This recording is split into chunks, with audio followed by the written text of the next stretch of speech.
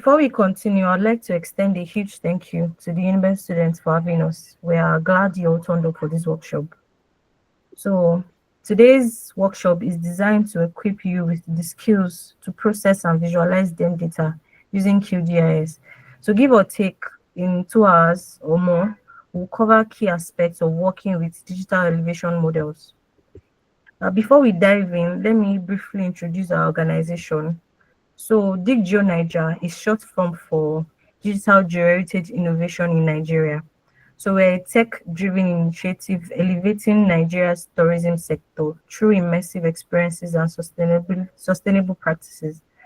Our mission is to enhance accessibility and conservation of Nigeria's geosites while promoting sustainable tourism. And our vision is to use cutting-edge immersive technologies and innovations to bring Nigeria's geosites to the world while ensuring preservation for future generations. So let me quickly walk you through some of what we offer at DigGeoNaija. So firstly, virtual tours and digital experiences. So basically, we bring Nigeria's most stunning geosites to your screen, so you can explore them anytime, anywhere. Then we have 3D geosite models. These are high-quality research-grade GSAM models, ideal for students like you, lecturers, and professionals who need accurate site representation for academic or planning work. Then thirdly, we have thematic maps and Excel cards. So our thematic maps simplify complex geographic data. That's basically what they do. They simplify geographic data that are complex. And our Excel cards, they are students' favorites. Once you scan the cards, you instantly access educational content. Then we also offer digital DEMS and GIS maps. So we offer digital elevation models, shape files, maps, and mapped data sets. This is great for anyone doing geospatial research, school projects, or reports.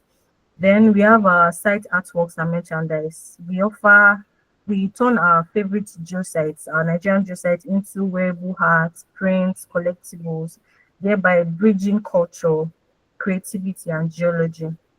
Then our documentary series on YouTube tell powerful stories about Nigeria's landscape, history, and hidden geotourism potential. So they are both educational and deeply immersive. Then we have geo-heritage storybooks and educational tools. So these ones are designed for our younger audience and educators. We try to simplify geo concepts through storytelling to try and make it fun and interactive for them. Then last but not the least, we have training and consultancy services. So from geospatial analytics to virtual tourism, geotourism to planning, and also data analysis, we offer specialized training and expert consultations for individuals, schools, and institutions. So in case you are interested in any of these products or you just want to know more, you can reach out to us or check our social media pages, which will be displayed at the end of this workshop. So right about now, I'd like to hand over to Victoria, who will guide us through understanding digital elevation models, including an introduction to QGIS and data preparation. So over to you, Victoria. Thank you so much, Titi. Temi, please. Okay. Good evening, everyone, and welcome once again to this GIS training and workshop. I'm really glad to have you all here today as we begin this exciting journey into the world of geographic information system and geospatial analysis.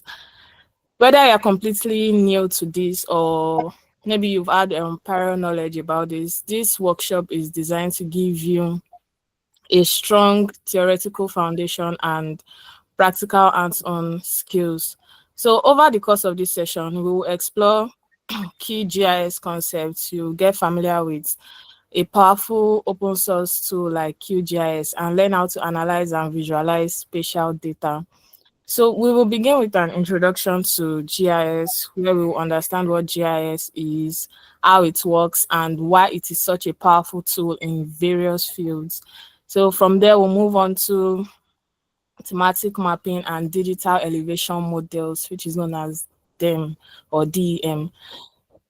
This is a very vital component for understanding the terrain. Also, you will learn about common elevation data sources like SRTM, ASTAR, and LIDAR, and how they are used in terrain analysis.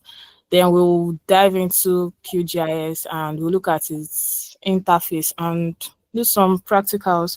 So if you have any questions for me, you can just put it in the chat box. Then after this session, time will be allocated for you to ask your questions, and if you can also note down your questions so you can ask them later on. So next slide, please. What is Geographic Information System, GIS, and why does it matter? Geographic Information System is more than just a fancy map making tool. It is a powerful framework for capturing, storing, analyzing, managing, and visualizing spatial or geographic data. Spatial data means information gotten about a location. So once you get this information, you can analyze it using Geographic Information System. So let me break down the functions of Geographic Information System. It is used for data collection. GIS starts with data, but where does this data come from? You can get your data from different sources like your satellites, your GPS devices, where you can take your coordinates. We also have surveys, drones, sensors. Even your smartphone is constantly collecting location data. So imagine you are planning a tree planting campaign. You can use a mobile GPS app to take the exact coordinates of where you want to plant your tree.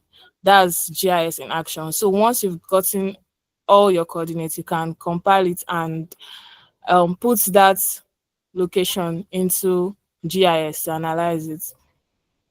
So number 2 is data storage. Now that you've gotten your data, you need to store it smartly, right? So GIS doesn't just store maps, it stores layers of information. You have roads, rivers, buildings, land cover, population, all in separate layers. But these layers can actually be viewed together. Think of it like a shawarma. We have the bread, we have the hot dog, we have the chicken. Each of these on its own is fine, right? Like you can eat your chicken on its own, but when you bring it together to make your shawarma, it's a different experience, right? So that's how GIS layers works. When you bring in your data from different sources, you bring it together to make something beautiful. So number 3 is data analysis. This allows us to ask questions like which areas are at risks of flooding, where is malaria most prevalent in Nigeria. So this can be analyzed in GIS. We can overlay layers like rainfall data over maybe population density to find patterns. So let's take the COVID-19 period, for example. GIS was used to map out hotspots like where COVID-19 was prevalent. It was also used to analyze movement trends, like where people that have contacted COVID-19, where they've moved to, and also to plan vaccine distribution. So this is data analysis using GIS. Also, it is also used for visualization. So maps are not just for navigation; they also tell stories. So you can visualize your data in 2D, 3D, and in different formats. So it helps in decision making, it helps in urban planning, it is useful in every sector. So let's go to the importance of GIS. It is important in everything. It's important maybe if you are trying to find places to build hospitals, the best locations for solar panels, anything. If you want to dispatch your shawarma to, you can use GIS for it also. It answers different questions. So in GIS, we have different data types, which includes vector data and raster data. Please, next slide. So GIS data comes in two flavors, which are vector data and raster data. In the vector data, you can think of it like a the drawing kind. We have points, lines, and polygons, just like these images we have here. We have points, which could be the location of just one thing. Maybe if you want to you want to have a borehole or a well, you can take the coordinate of that particular spot, that's the longitude and the latitude. So that particular point is where you have your points data. Now, the line data is a group of connected points, like your road. You, oh, okay, I'll slow down. Maybe from Lagos to Ibadan Express Road, or your street, that is line data. And we have polygons such as city boundaries or maybe your plot of land. So that is a group of connected lines. So that's for vector data, and each vector data has attributes attached to it, such as maybe you seen a human being, maybe you saw someone on the road and you want to describe to another person that, oh, I saw this particular person. You would say, oh, the person was dark, long hair or short hair, whether the person was fine or ugly. Those are the attributes that are being attached to that particular vector data. So each vector data has these attributes attached to it that you can view in GIS. It's just like an Excel sheet having maybe the name of a school, the type of school it is, whether it is a public school, a private school, maybe an institution, the amount of students and all of that. So these are attached to vector data. Then next, and let's go to the type of file, the file formats that vector data comes in. They come in shape files, which are stored in as .shp. We have JSONs, they can be stored as KML files and GeoPackage files. So if someone wants to share a vector data to you to make use of, they can come in this particular file formats. Next slide, please. Thank you. So we go to raster data. We can see that this image here is different from the one in the previous page. This one here is a raster data. Think of it like an image or a grid. This data represents pixels, and let's think of it like a chessboard where you have different boxes, right? So each of that box represents a value on the earth surface. It could be a forest, a water body, a farmland, a tree or whatever. So that's how pixels are. That's how raster data are. So each value can contain maybe the elevation of the earth surface or temperature or maybe vegetation health rather. So these are the characteristics of raster data, where each cell has a specific value and a specific size known as resolution. The resolution could be 30 meters, 90 meters. It's just like looking at an object from a 30-meter distance and looking at it from 90-meter distance. You would see an object clearer at 30-meter distance or like 90-meter distance. So those are the different resolutions that raster data may have. They are ideal for continuous data such as elevation, temperature, and satellite imagery. That means it is ideal for data that changes over time, and each value may represent different categories. You would have a practical knowledge of this. Please, next slide.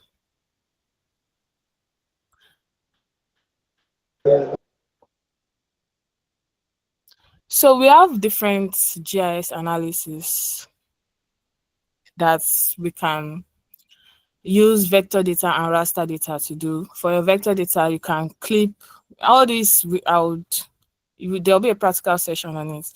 You can clip a vector data. This is where you cut one layer using the boundary of another. We can perform union analysis where we can combine two polygon layers, we can merge, we can insert, and we can also dissolve. While for raster data, we can perform an aspect analysis, slope, hue shade, reclassify, and extract by marks, which Mr. Ridwan is going to show you later on. Next slide, please. Now let's go to thematic maps. Let's talk about one of the most exciting parts of GIS. A thematic map is not just a map that shows you where things are or like a roadmap. Instead, it answers specific questions. It is a type of map that is specifically designed to emphasize a particular theme or subject area. It answers questions like, okay, where are the the highest population densities in Edo State? Which areas are at risk of flooding? Or how has the land use changed over time in Edo State? So it is designed to highlight a particular theme or subject rather than showing a general geographic feature. So it is different from a general reference map.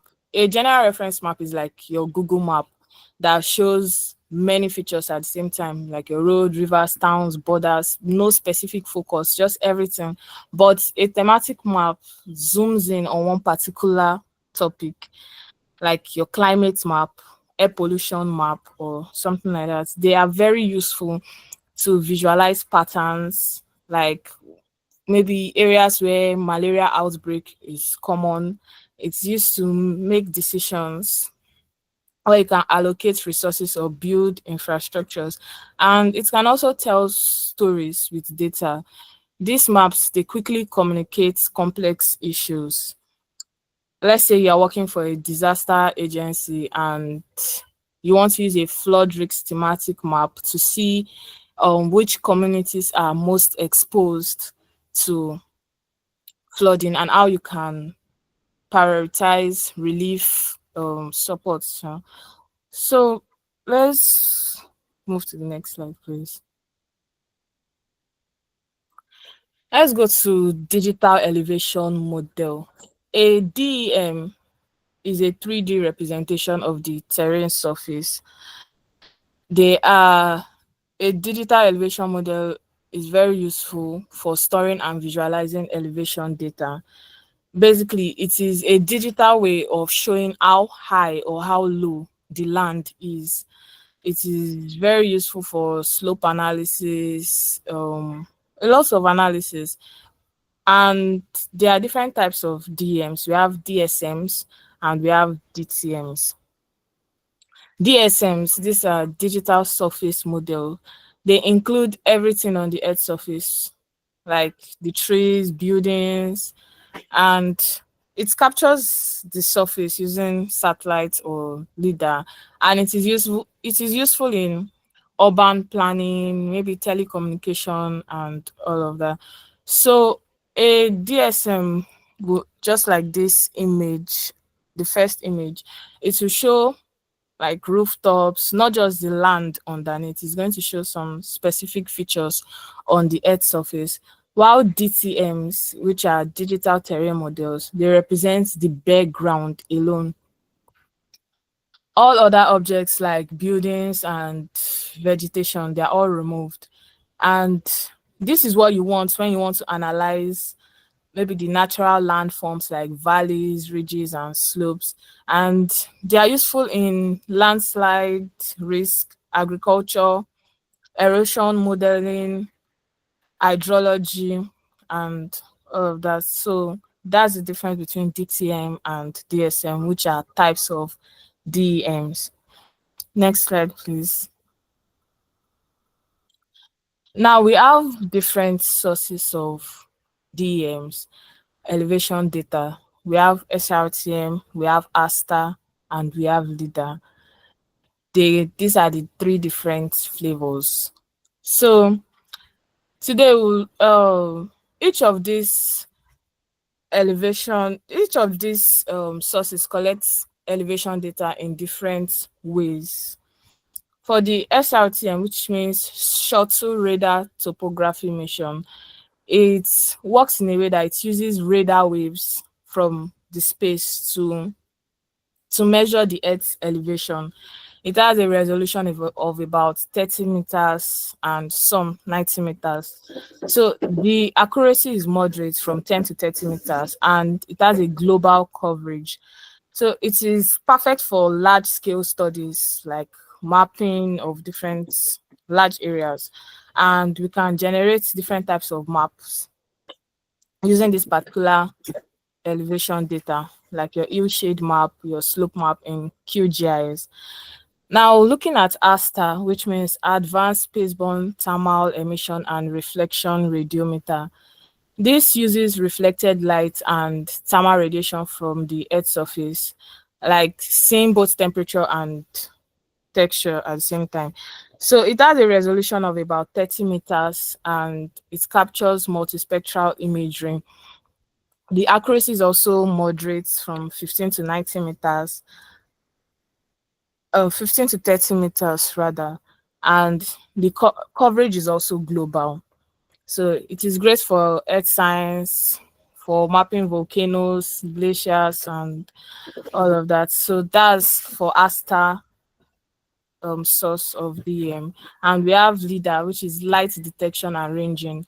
So this one uses laser pulses from drones or planes and measures how long they return back to the source. So these are different sources of digital elevation models. The coverage of LIDAR is limited and it is not exactly in Nigeria yet.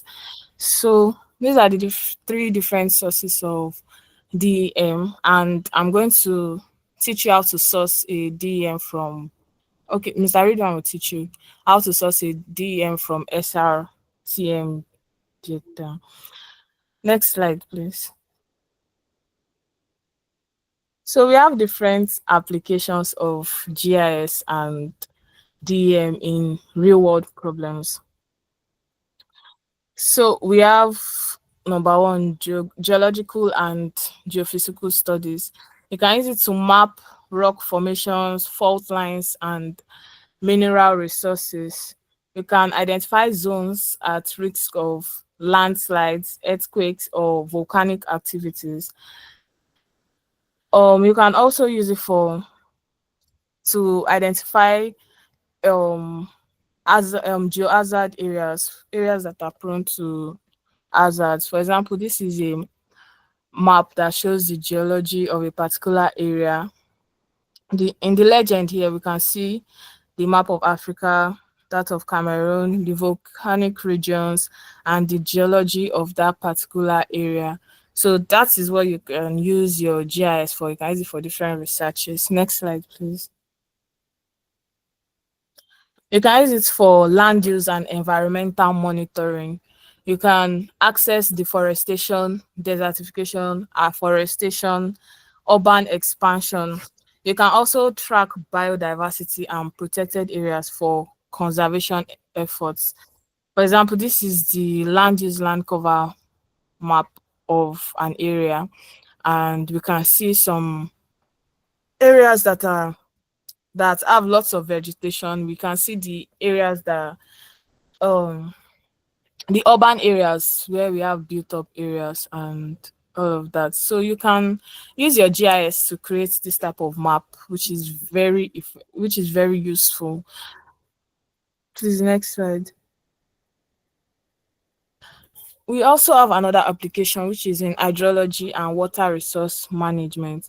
It GIS can help you delineate drainage networks in a particular area. You can monitor groundwater recharge and maybe river pollution. You can see this map also that shows the hillshade, the terrain map of a particular place, and a lot can be depicted from this particular map, how water flows in a particular place. Next slide, please. We can also use this that we're teaching you today for climate and weather analysis, where we can map rainfall distribution, temperature changes, and maybe storm paths. You can also use historical data to track climate trends and anomalies in a particular area in different regions at the same time. Like this is an air pollution map where you can access air pollution in a particular country or state. So this is what we can use GIS for. It doesn't just make maps, it helps governments, scientists, and communities to make smarter decisions, from mining to conservation to disaster responses and urban planning. So, next slide, please. Next slide. Now, I'm going to take you through an open source GIS software that you can make use of to make this type of maps. It's known as QGIS, which stands for Quantum GIS. It is a free and open source GIS software that allows you to create, visualize, and analyze geospatial data. Why are we making use of this software? Is because it is, number one, this is 100% free. We all like free things, right? No licenses or subscriptions needed. It runs on all systems like your Windows, Mac, and Linux. And it is also backed up by a huge global communities, and it is constantly updated. New tools and plugins are always added to it, and you can update it. So what can we do with QGIS? We can make maps, we can analyze data, we can process the terrain, we can work with DEMs, hillshade, contours, slopes, and all of that. We can connect to satellite imageries from Google Earth Engine or Esri. And we can also create reports and print layouts where you can get your maps that are ready for publications. So now I'm going to put you through the QGIS interface and how it looks like. Tim, please, you can stop sharing. Thank you.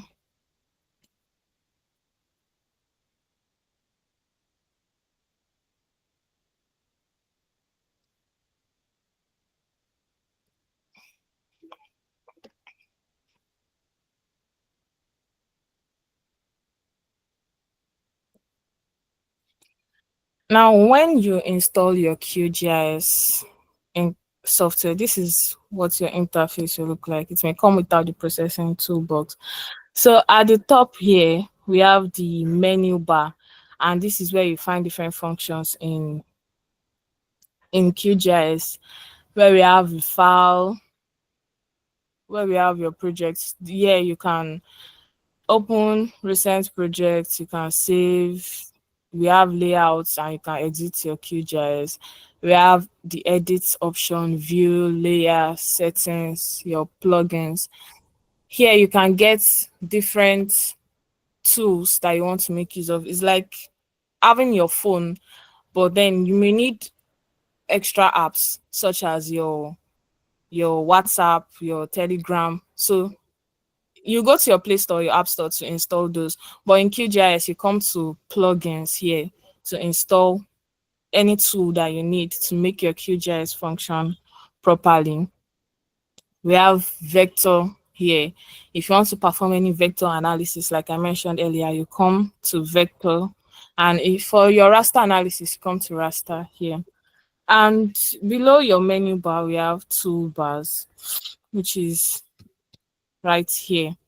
Here, if you click on this, you can pan your map. Yeah, you can. Yeah, we have a lot of tools where you can zoom in, you can zoom out, you can zoom to full extent. And this particular page here is where you have this is your map canvas, where you can perform your different analysis. Any map you add will be displayed here. Now we have the browser panel, which is right here. Here we have different shortcuts where you can easily load shape files or different images. And then right down here we have the status bar where you have your coordinates, your scale, magnifier.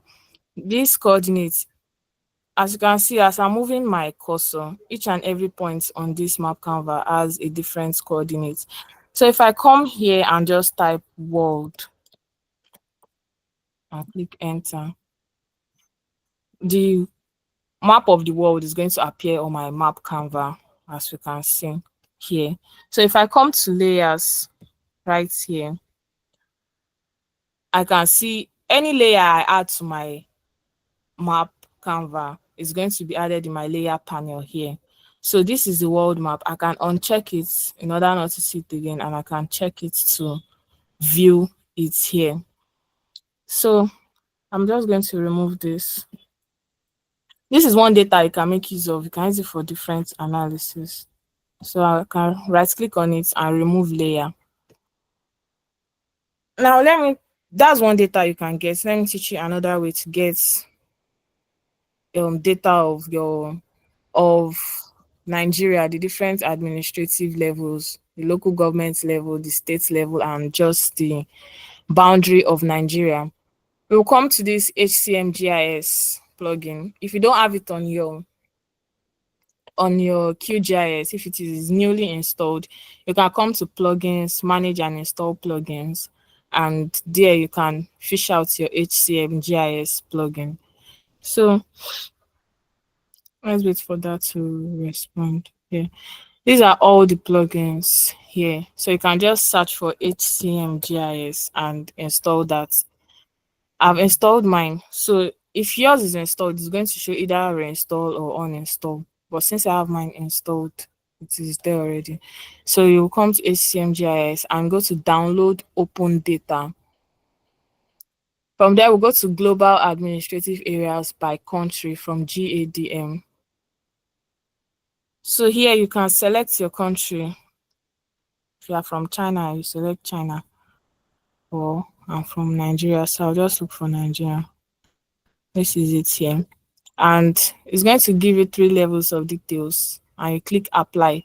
So once you click apply, it's going to download the 3 administrative levels, which is the normal Nigeria boundary, the different states in Nigeria, and the different local government areas in Nigeria. If you already have the data, maybe someone sent the data to you and you want to bring it into QGIS, all you have to do is go to layer, add layer, and add vector layer. It is a vector data. So once you select that, this pop-up window is going to appear, and then you just click these 3 horizontal dots here to browse to your folder. So this is my global administrative system. So I'm just going to click on admin 0, 1, is it .shp? I'm going to select, and 2. So I'll add that and close this. Now this is 2. This is the state level, the different states in Nigeria.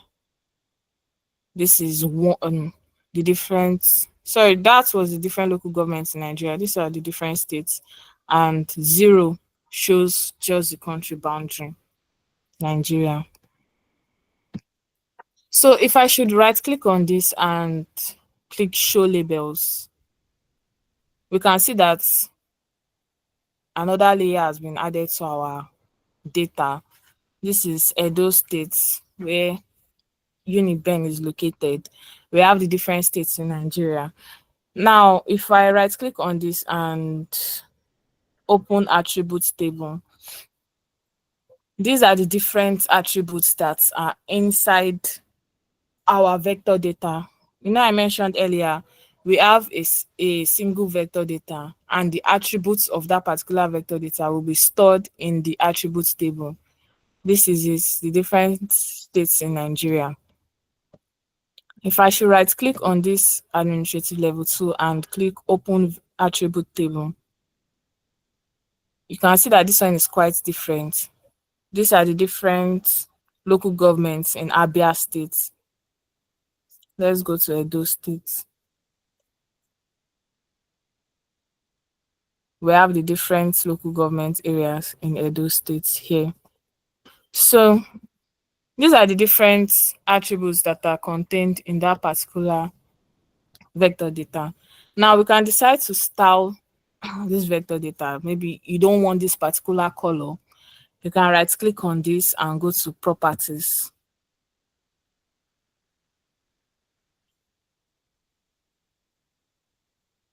So once you go to properties, you can go to symbology and click on this place. And I can just choose red. Okay. Now the whole country is red. Or we can choose another color. Here you can choose any color you want, any shade you want also. You can also change the symbol. We can change it to categorized. Our value, we choose ABC name 1, which is the different states in Nigeria, and classify. So let's click OK. Now each of the different states has a different color. Now, if I want to work on a particular state, like I don't need the whole of this Nigeria, I only want to work on Edo State. I want to pick out Edo State from Nigeria and make sure it stands alone. What I can do, I'll just select this, come to this select feature by area arrow here and select Edo State. Now, Edo State is highlighted. So I can right click on this, go to export and save selected feature as. So yeah, I can just type Edo State. So if I uncheck this, you can see that only Edo State is there. Let me do that again. Let's pick Delta States this time around. Make sure that that particular layer is highlighted and select Delta States. So I'll right click on this, go to export and save selected feature as. Then I can save it as Delta States and click enter. If I uncheck this here, we can see that only Delta States is on our map Canva. So that is how to extract a particular state from the whole of Nigeria instead of having the whole thing. Now we can see that this our layer panels. We have our hot dog here, our chicken here. This is our ketchup. So our layers keep piling up. Now I can decide to merge Edo State and Delta State together instead of it being separate. Maybe I want to perform an analysis and I need both states joined together. So what I will do is I'll go to vector, I'll go to data management tools and merge vector layers. So in the input layers here, I'm going to select Delta States and Edo States and click OK. Once I do that, I just click run. Now in this merge layer, if I decide to uncheck Edo States and Delta States, we can see that this merge layer here, our Edo and Delta States has been merged together. If I should right click on this and click show labels, you can see Edo State here and Delta State here. If you want to separate it again, you can go to layer, vector, geoprocessing tools and clip. So in my input layer, I'll have the merged layer that I already merged together, and the overlay layer will be maybe Edo State. And then I can click run. So once that is done, I've clipped Edo State away from Delta State. That's one analysis we can also perform. So now you know how to extract a data from QGIS, how to download data. There are different data you can download here.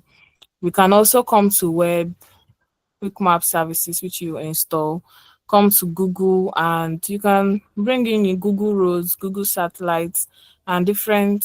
If I click on Google satellites, for example,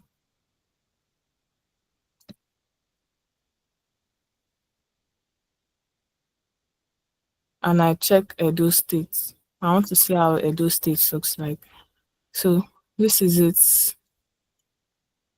You can also bring in Google Roads. So that is it for this particular session. I hope you've been able to gain one or two things here. So I'll hand over to Pascal to take over the question and answer session. Good evening again, everyone. That was a lovely presentation for Miss Iklayo and Miss Vicky. Thank you so much. Really learned a lot, and I'm sure people here also learned a lot from was said from GIS, spatial data, importance of GIS, and even when we're talking about the vector data and the raster. I know some geology students or maybe people that deal with map, they'll be like, oh, so these points and lines I see on this map, oh, so they are all vector data, and oh, wow. Yeah, I know in 200 level to 300 level, some student does like map reading in school and all, and we must have learned like so many things. And uh this thing, and even she was talking about the importance of GIS when for mapping and all. I now remember like there was a time I went for a field work where we had like a large area to cover, uh, because of we're doing a geological mapping from the base map. So there was like a large place to cover, and we had to submit that same day. So we're just walking and walking and walking and tired. So there was something GIS actually just helped us like from the map, because the map was actually produced through like a GIS. This thing. So we just found out like at this particular part of the map, there was like this kind of elevation that was just like going higher and higher. They're like you're like so sure that okay, this is actually like a batholith region where we can find same rock type because of it's just like one elevation, and uh this is something, and GIS actually helped us to know that okay, there's this elevation here. And even also apart from like geology and all, there are like urban development and so many things that we was shared here that I learned, and so many industry you can actually use the application of GIS for. Yeah, so it's not just streamlined to just like geography, geology, or this is for like it's diverse. So right about now we'll just be taking questions from like you guys. So any question you have, you can just raise up your hands and you will just be giving go ahead to ask your particular question. Thank you. So if you have any question, you can just like raise up your hand, or you can just like proceed with your question.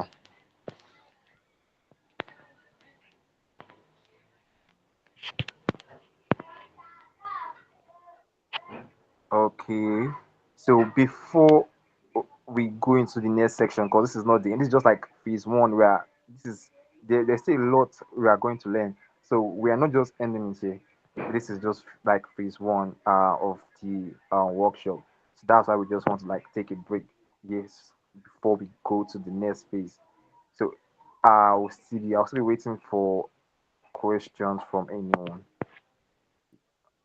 So if you have any question, you can just go ahead.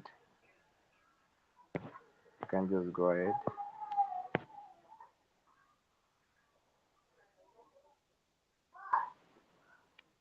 Okay, I believe none of us have questions, or should we still wait? Should we still wait? You have to continue at this point. Okay, So all if right. I don't know if we are shy to ask questions, but if we are, we can just drop it in the chat box instead. But we have to go on because time is going. I will hand over to Ridwan at this point. Okay, someone has a Okay. question. Divine, please go ahead. With your question. Okay, so what I just want to say is I'm sorry for coming late. I had to hurry to the hospital. So I want to ask if there will be a way for we that like me myself, I was not able to come on time. If we can still gain or receive or profit from what we have missed already. Thank you.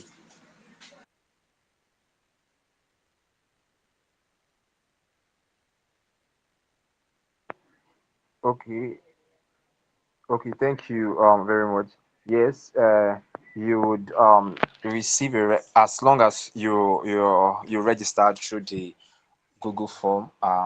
There will be a Google Classroom that will be provided where you have the recordings for um your recordings for some particular days, so uh you can get it. But I would say that because of there will be a recording of the same, because of we are still finding a way to work with that. So maybe you missed the earlier section and you now find out okay there'll be a record, you now want to like leave and like okay maybe I can just just do the recording for the old this thing. We're not like guaranteeing like it's you know a long process or job, but we'll try our best to make the first section like available, and just stay with us so that this second phase of the workshop you would gain, and yeah, that's it basically. Okay, thank you very much, Pascal. Good one. Please, you can go ahead now. All right, thank you. Thank you very much. Good evening, everyone. Kindly confirm if you can hear me using your thumbs up, please.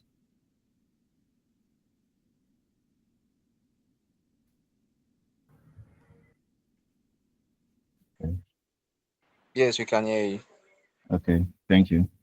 So my name is Ridwan Hosseini, and I hope we've been following the class. I will continue from where me and Victoria stopped. Let me share my screen.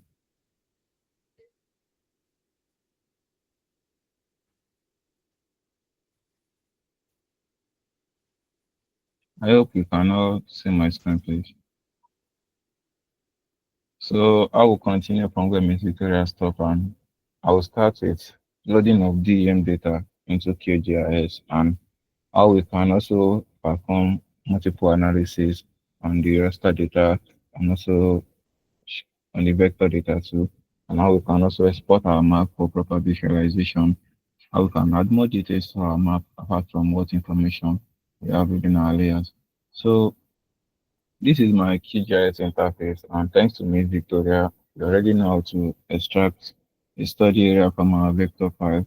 So I'll be loading our DEM data, which is the raster data, into QGIS now, and I'll start with flipping and projecting another analysis. So to load our raster data into QGIS, we go to the menu toolbar up here and we'll click on raster.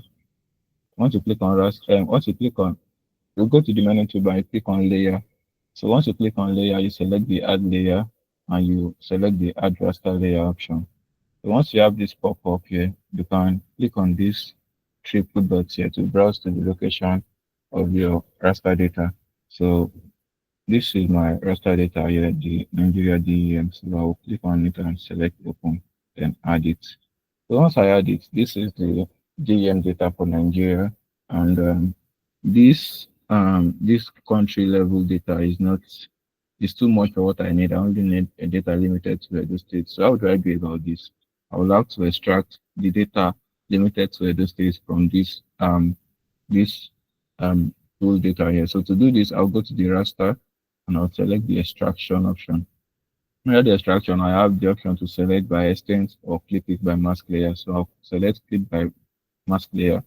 So once I have this pop-up, you have to ensure your input layer is DEM data you are trying to extract from, and the mask layer should be the study area you clipped out from your vector layer. So I'll select Edo State as my mask layer. So you can leave the CRS as it is optional. The software will automatically take the one for your project, and you can select your target extent as Edo State to maintain precision. So I will assign a no data value to the part of the data that does not have value. So I'll tell the software to take it as 0, and I'll tick it to keep the resolution of my input raster too. So once I've done that, everything else is good. I can select run. You can also save to a location of your choice, but I would like to keep my storage. So I can close this now, and uncheck the former data. So once I uncheck this, I have a small DEM data for Edo State alone, as you can see. So let's rename this to SRTM Edo State. To do this, I'll right click on the layer and click on rename layer.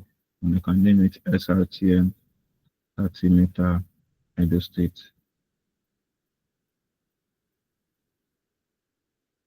So once you've done this, you can zoom to the layer by right clicking and select zoom to layer.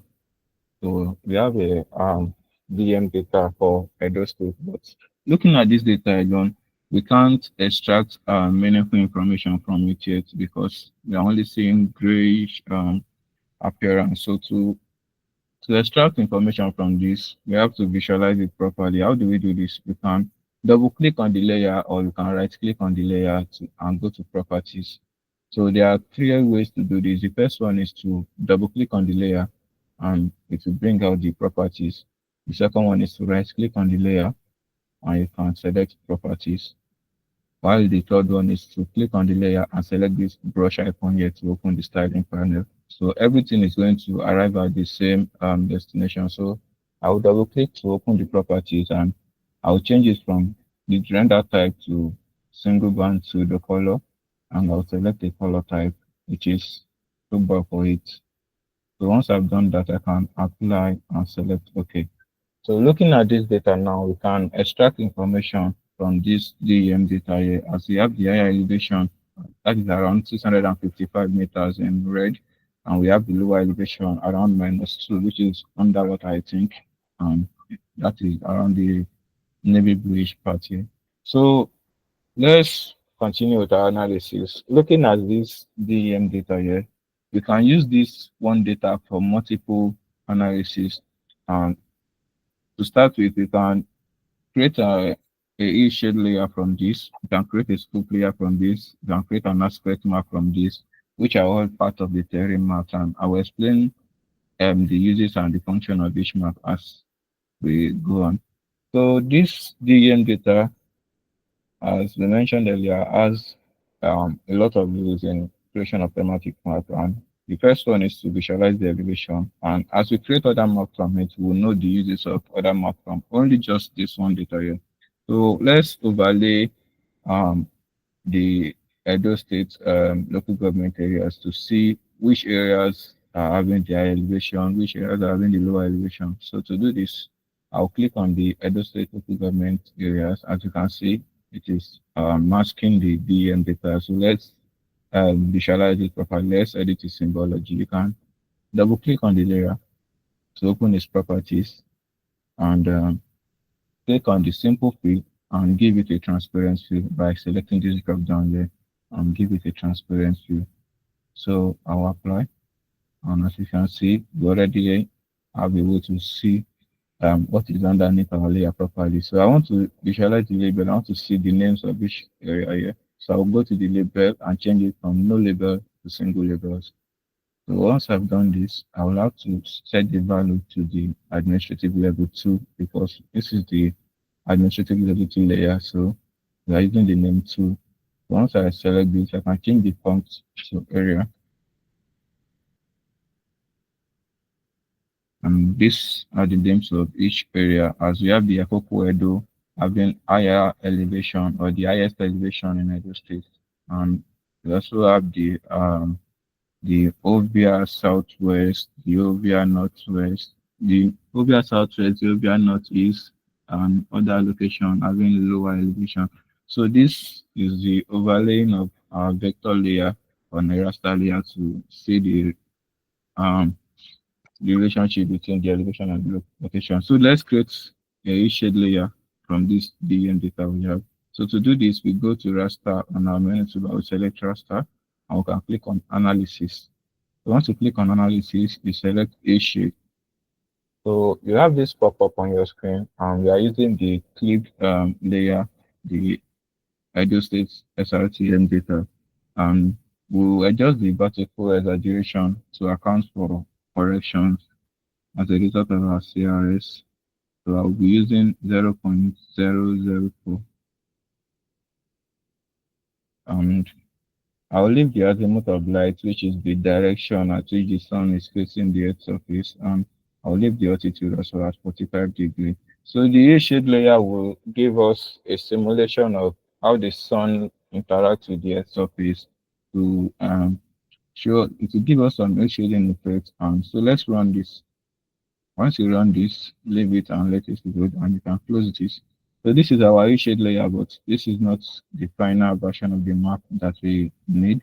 So we have to adjust this properly. So what do we do to give it some adjustments? We have to adjust some values or some of the symbology. So we can right click on the shade layer and go to properties. So once you select property, you come down to brightness, and you can increase the brightness to 85. You can increase the gamma also to 2. You can increase the contrast to 35, and you can also adjust the grayscale to by lightness. So um, you can also smoothen it using the bilinear option here. So you can zoom in and zoom out using the bilinear and then apply. So I'll select OK, and we can see my final result. So this is the A shading. This is the A shade of Edo State. So let's overlay our local government area on it. As you can see, we have a rugged terrain around. This is not the ruggedness map, but we can see some A shading effect around the Akoko Edo. So let's create a slope map also to see the inclination of this environment from the DEM data. So to do this, I'll go to the raster again. I'll select the raster and go to analysis, and you can select slope this time around. Once you select it, you have this pop up, and we are using the same SRTM data we used earlier. So you select SRTM 30-meter reduce case, and there's no need to adjust any other parameter. Everything is okay. So you can select run. So just like we did to the A shade, the slope map is not going to give you the ready-made version of the map. So what are we going to do? As you can see, we can't see anything related to slope on our screen yet, but after adjusting the parameter, I'll assure you that we'll get the slope variation in this environment. So to do this, I can right-click on the layer and open the properties. So after opening property under symbology, you can change the render type to single band tube color, and then we choose the silver color.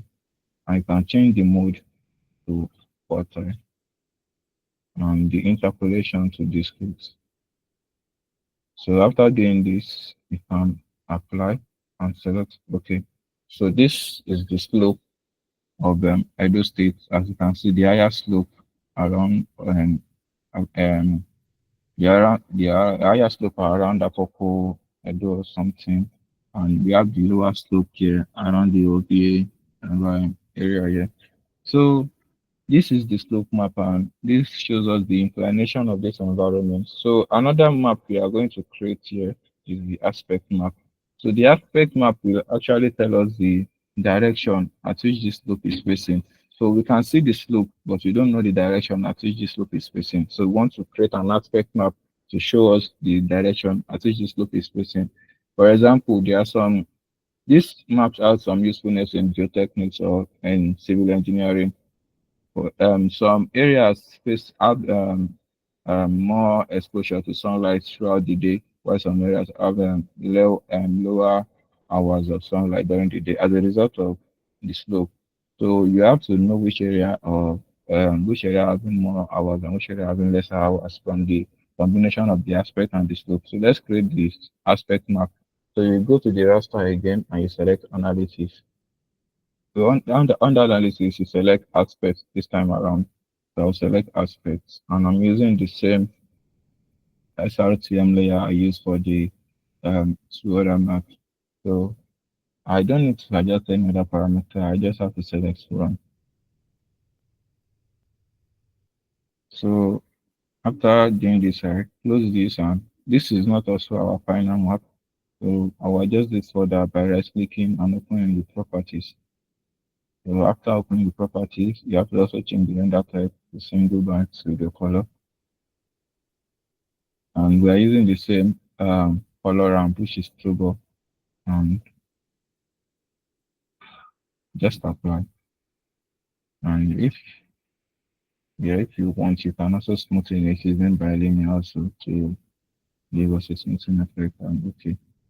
So this is the aspect map of Edo State. Mind you, this is showing us the direction of the slope as we have the reddish part facing a certain direction and we have the bluish part also facing a certain direction. So there are other ways to further classify it, but this is what we have for this class now. So after doing this, we want to generate our contour lines. So as we can see, we already have the DEM data here, but some of us might look at it and still not get the elevation differences in this environment. So I believe most of us are familiar with contour maps as we can interpret contours as a geologist. This is not strange to us. So let's extract the contour from this DEM data and see the elevation differences in this environment using the contour map. So you go to raster again, I select extraction. So under extraction, you select contour, and you can input your SLTM as the input layer. And I want my interval to be around 50 meters. So I don't need to adjust any other thing. I just have to select run. So once I select run, I can close this. So we have the contour, but it is not making any sense yet because for a contour map to be making a meaningful for a contour map to be a contour map, actually, you have to see the values. You have to see the value of the contours. That's when you can interpret what the contour is saying. So to do this, we click on the layer and we right click and open the properties. So after opening the properties, you can come to symbology and select simple line. You can change the color to black. So we can select black here. And let me apply that first. So now my contour line is black. I want to show the value. So I will go to label to control the feature labeling and I'll change it from no labels to single labels. So my value this time around will be the elevation. So I'm using the elevation to show the labels and I'll change the font type to area.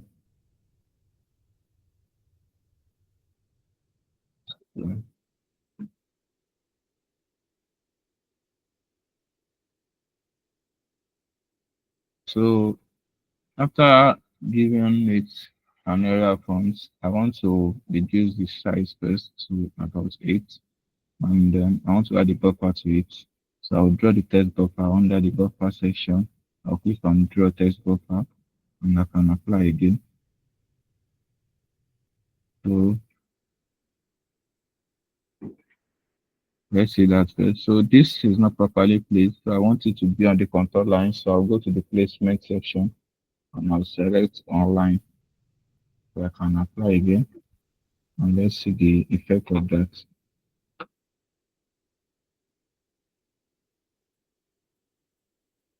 So let me select, okay, now I think I'm fine with the contour map. So if we zoom in on this, you can see the values of each elevation.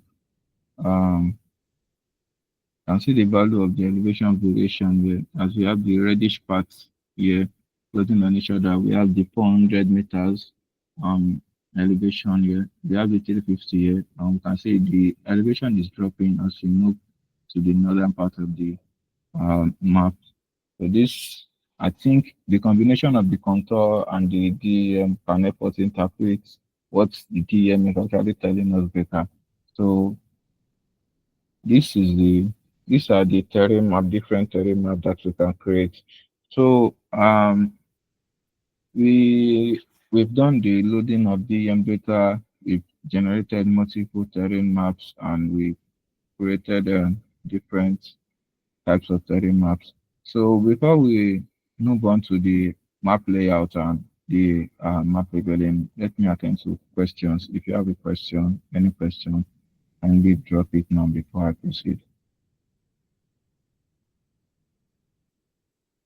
Anyone, please? Okay. So I assume we don't have question then. So this map we created different map, but this is not how we are going to export it or make use of it or even share it to someone. So to create a proper to export our map and add other information to it, we have to prepare the map layout. To do this in QGIS, you can go to the project. Okay, I think someone is reading on Jan. Okay, Sylvia, can you go on with your question, please?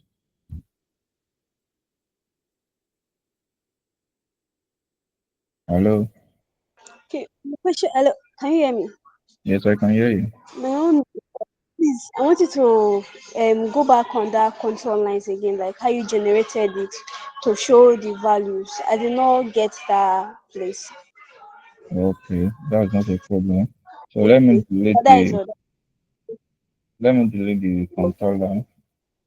Um, to generate our control line, like I said earlier, we click on the we go to our menu toolbar and we select raster. So under raster, we select extraction. So once you select extraction, you have three options here.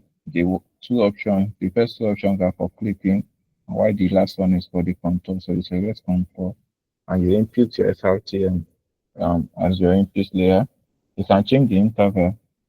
I prefer to use the 50-meter interval. So everything else is okay. I can select run.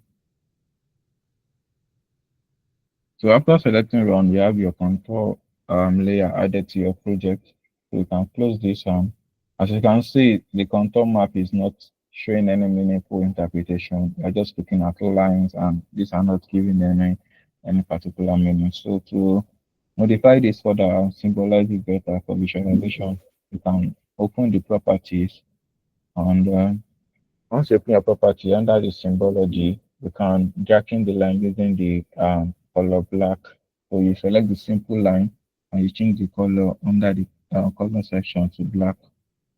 So once I do this, I will apply first to see the effects on my layer.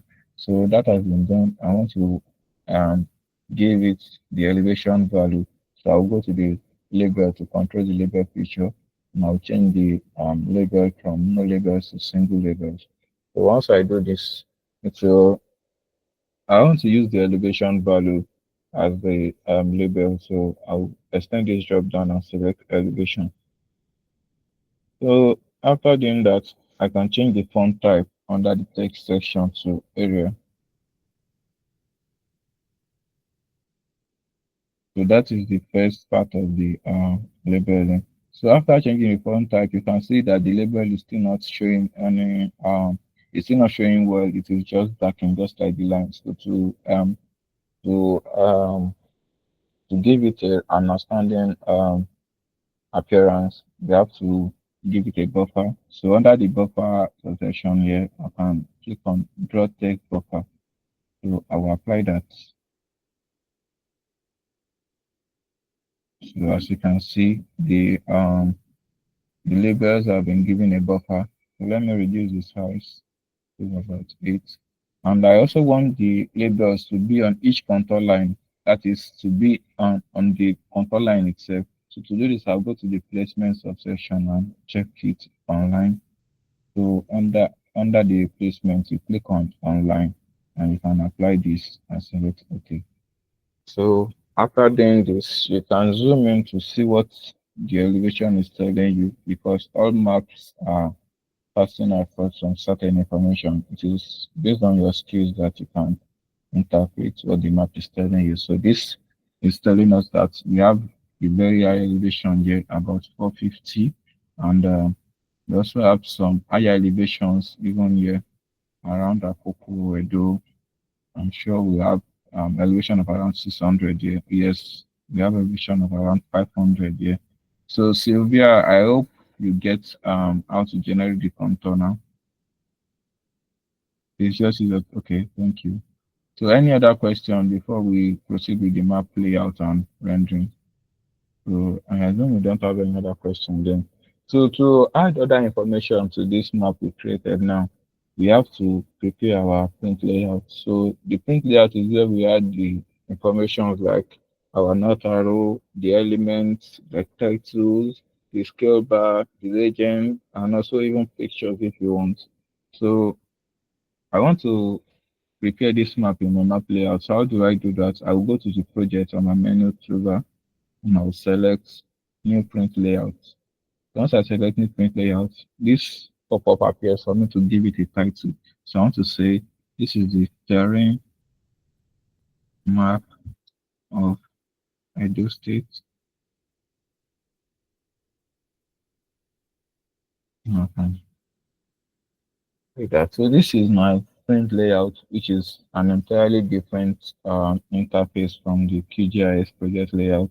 So you can adjust the page properties by clicking on the whitish pattern. These are your page properties here. So I can either change it from landscape to portrait or from portrait to landscape. I can select any size that I want, either A4, either A6. So I'm using the A4. So you can change the height, you can change the width. So I'm okay with this, and let me proceed.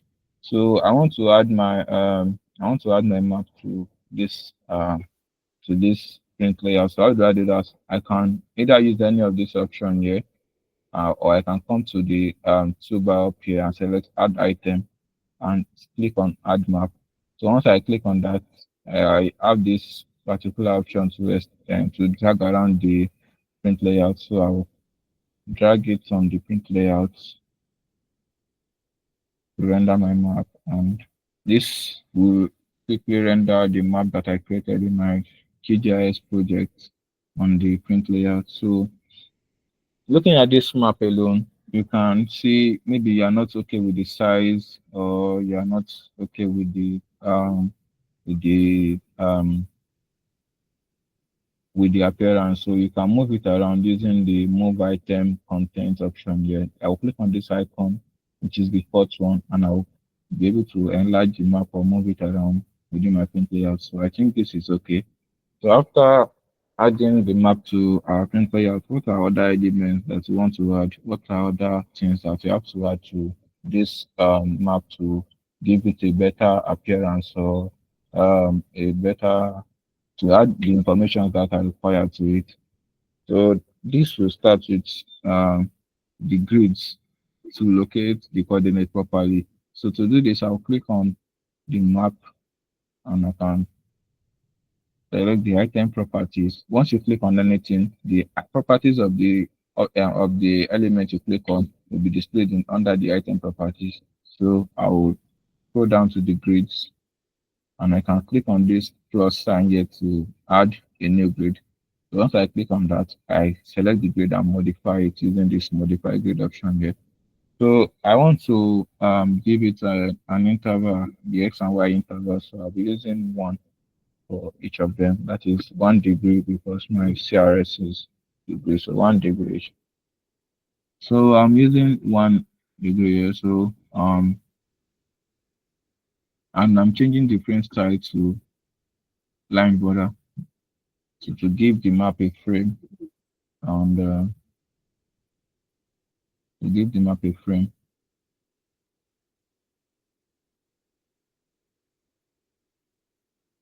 So I can add the coordinate by checking the draw coordinate box here. I want to select the format of the coordinate I want. That will be the decimal with suffix. You can also use the degree, minute, second with suffix depending on your option. So I'll be using the decimal with suffix, and I will scroll down. I don't like the way the coordinates are displayed, so I want my left to be inside my frame. I want the right one also to be inside the frame. I want the upper one to be inside the frame. I also want the lower one to be inside the frame. I want to reduce the position. I want to only be about 1. Yes. So once this is done, the next thing to do is to add our scale bar to our map. So how do you add your scale bar?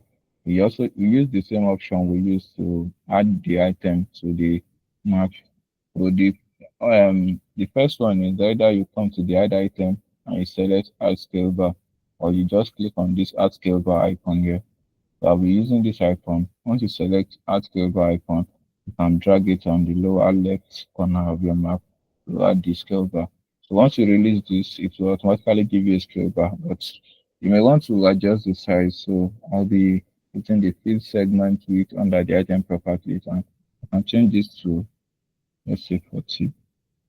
I'll change this to, let's say, 40, 30, 40 also. And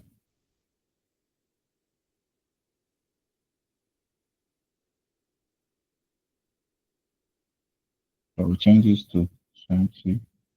I change it to 40, and I want to change the height to 1.5. So this is the scale bar. This is how to adjust the scale bar. And the next thing to add to our map will be the not arrow. So to add the not arrow, you can also come to the add item and you can click on add not arrow. So I'll be adding this to the upper left corner of my map by dragging it.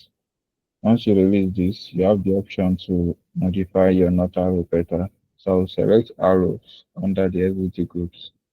So once you select arrows, you have other options to change your not arrow. So I'll be using this particular not arrow here.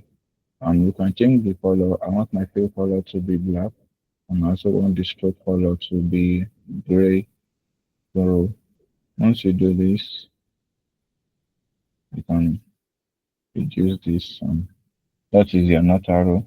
So other information we would like to add to our map would be the legend and even pictures if you have, but I want to add the state level map of Edo State to this map. So to do this, you have to log this particular layer first. Once you log this layer, any changes you make to your project will not affect the first map. So to do this, I'll come to the items and I'll select the first map. Once you select the first map, you go to the properties and you click on lock layers. So you lock both the layer and also the styles for the layers. So after locking both of them, you can add any other map you have to your project. So this won't be affected. So what is the second map we would like to add to our project? I would like to add the state level map. So to do this, you go back to your QGIS project and uncheck the first map here. So I'll be adding this particular map, Edo State map. So let me turn on the label, Edo State.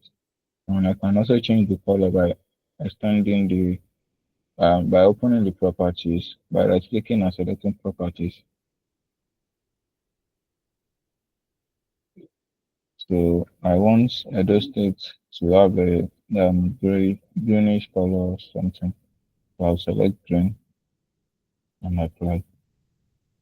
Once you do that, you can select OK and open your map layout again.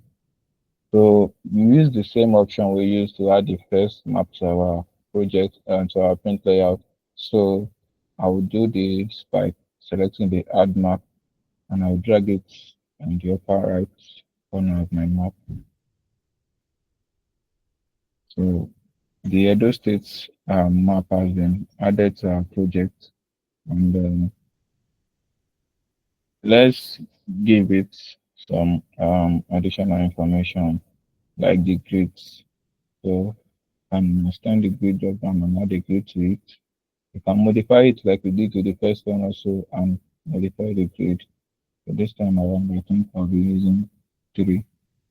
I'll be using 3 for the second one too.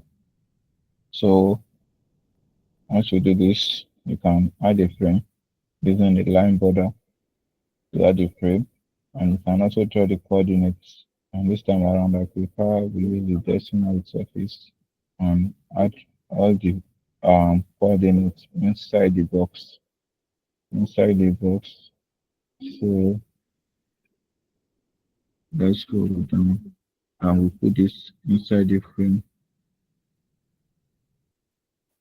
So we can reduce the precision. I would like to reduce the precision to one and add the scale bar to it. So I'll be adding the scale bar using the add scale bar icon here.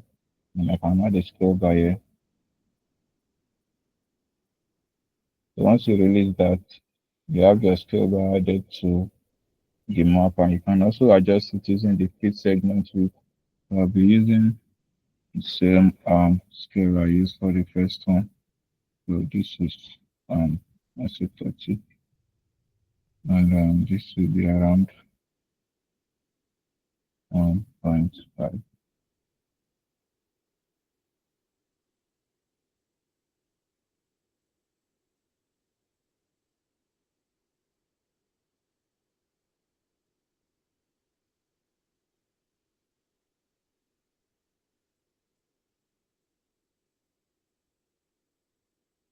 Okay, so I think this is good. 50 to 100 kilometer.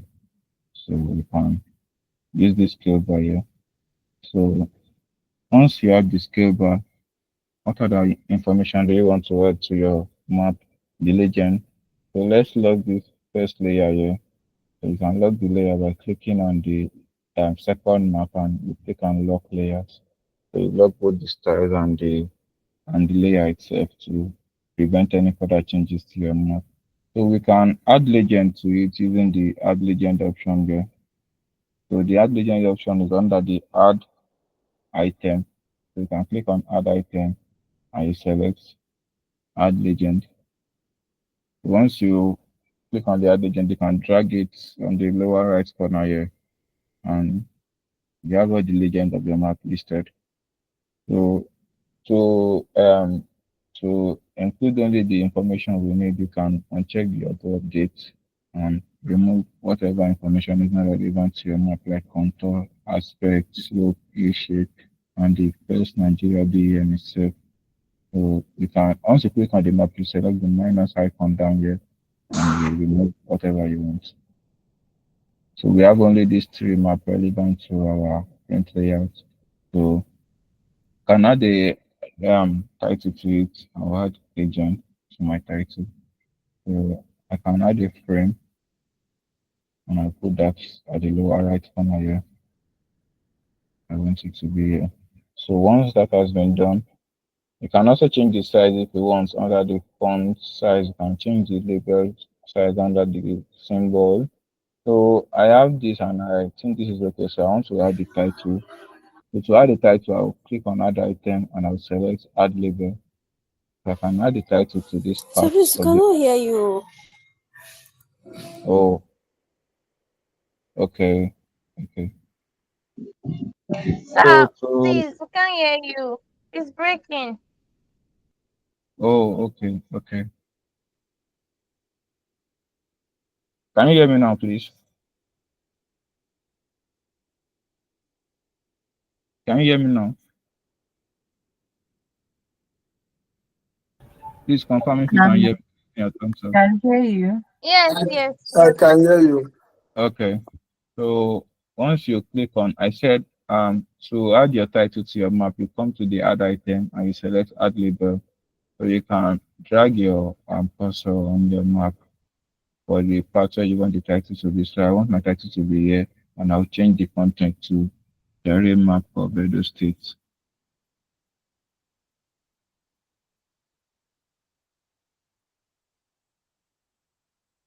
So once you've done that, you can change the fonts by clicking on the appearance and select font. Once you select the arrow, you can change it using the configure format. So I will click on that and I can change the font type to area and increase the size also. So once you increase the size, I think this is okay, and you can also underline it if you want or if you don't want. And I can make it bold under the style and make it bold. Please, can you mute your mic, please? Who is that? Okay. So once you've done that, it's okay, and we are good to go.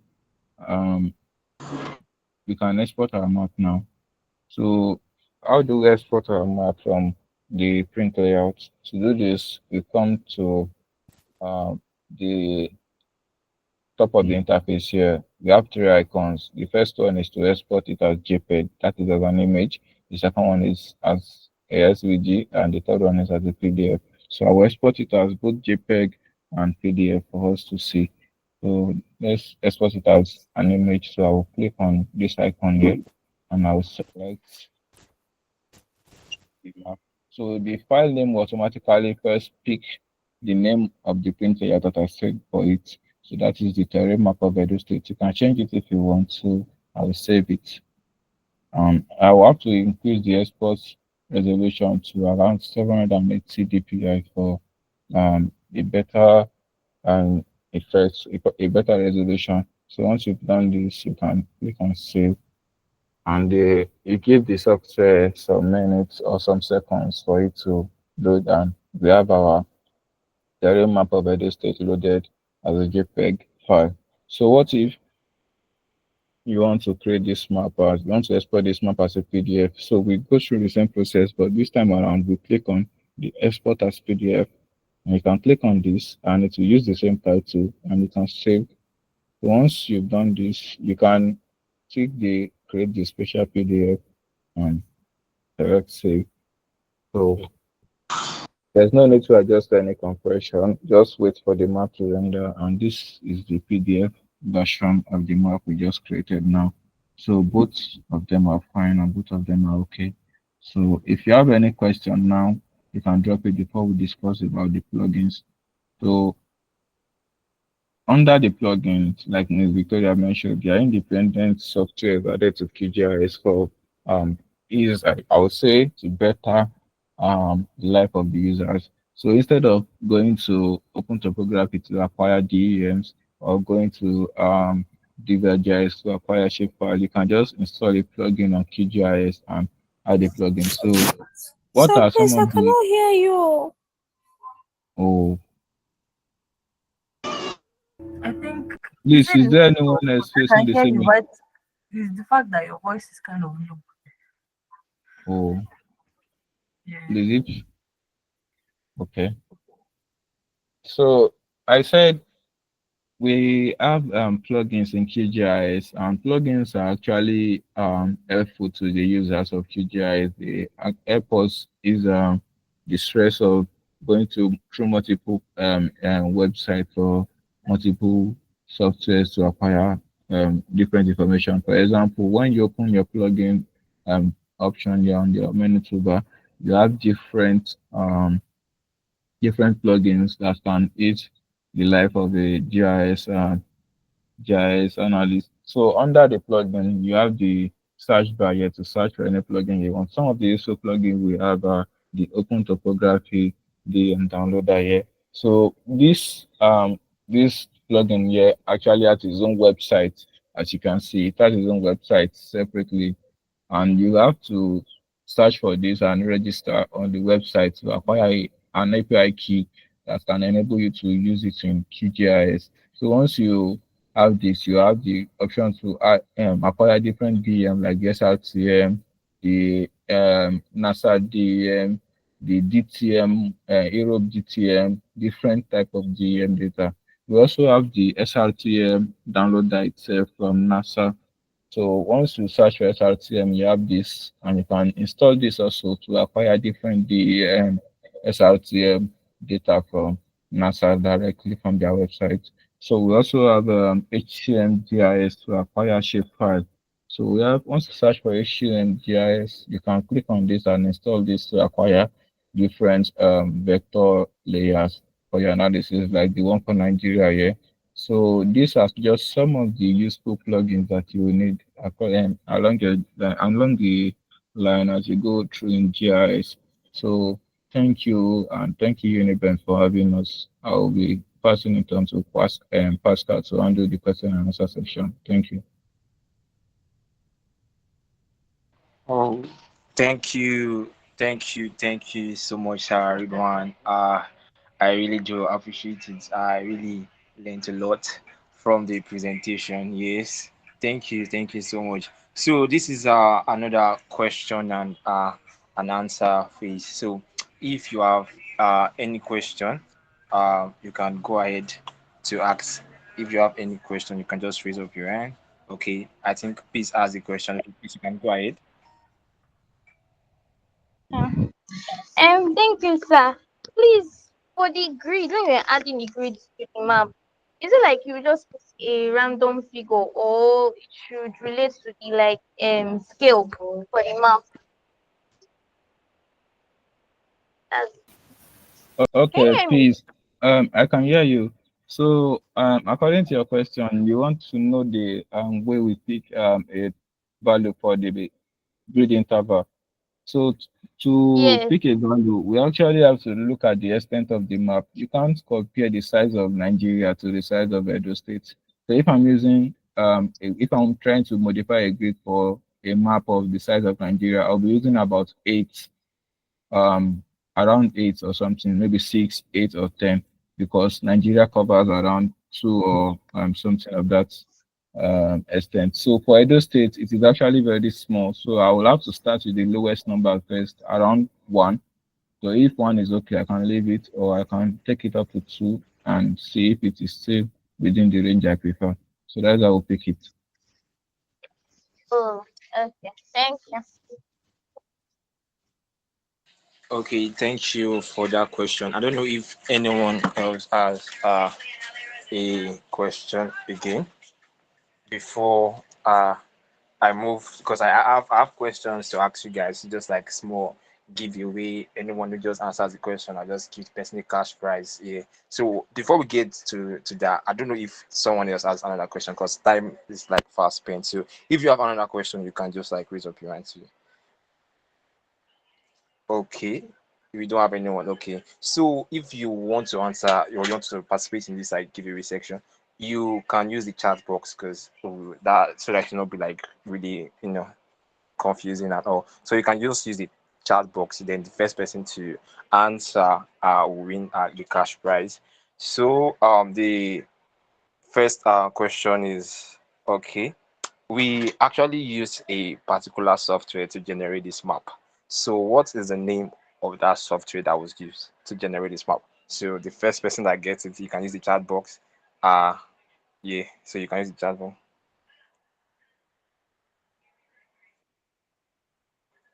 Okay, yeah, we are using the chat box, please, and not uh raising up of hand or anything. Okay, okay. Thank you. The second question. Okay. I wanted to make it 2 questions or 3 questions, but don't worry. Let me just because time is past spent. I just received a message now. Yeah, I'm very sorry. The second question is what is the title of the map? What is the title of the map that was generated? What is the title of the map that was generated?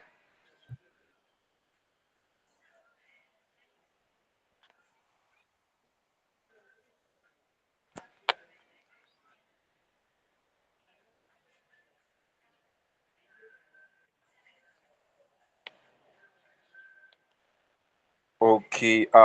Thank you. So I think we have our winners already for the 2 questions. Because of time, fast spent, so I would just like call it yeah, for the questions and answer the giveaway section. So I would like to call up Ms. If I'm not mistaken, Ms. Tile for an announcement. Yeah. So thank you so much, Ma. Thank you so much, Pascal. I hope everybody can see my screen. Can you guys see my screen? Yeah. Yes, I can. Yeah, that's the wrap. Thank you so much, Miss Victoria and Mr. Ridwan, for the amazing session. And thank you to everyone for participating in today's workshop. We hope you found it informative and engaging. Please, your feedback is invaluable. So don't hesitate to share your thoughts on our platforms and also spread the word about DigGeoNaija. So we are going to try our best to make sure the recording of this workshop is going to be made available. And your DUAP ambassador Pascal will communicate the details to you. If we make it available, it's going to be accessible to only those that attended this session. So thank you very much. Pascal, your vote of thanks, please. Thank you. And sorry, this is our social media handle. So please, you can just follow us, turn on our post notifications for more updates, new releases, promotions, and more. Thank you so much. Pascal, you have the floor. Okay, thank you so much. So I especially want to appreciate everyone for giving their 2 hours or 3 hours or 2.5 hours time to be here and for learning. Thank you so much, UNIBEN, for attending this workshop, and also to DigGeoNaija. I really appreciate this because of it's not every time you see an opportunity such as this where you gaining insight through skills that you didn't actually pay for. So it's something that we are actually happy about. So thank you so much, DigGeoNaija, and also to our wonderful presenters, Mr. Cyrus, Ridwan, Ms. Vicky, and my leader. I will not fail to recognize you, Sir Ayomipo. Thank you so much. I really do appreciate everything for the time, for the effort put in, and everyone. Thank you so much. I really do appreciate it. Thank you, everyone. Yes. So that's it.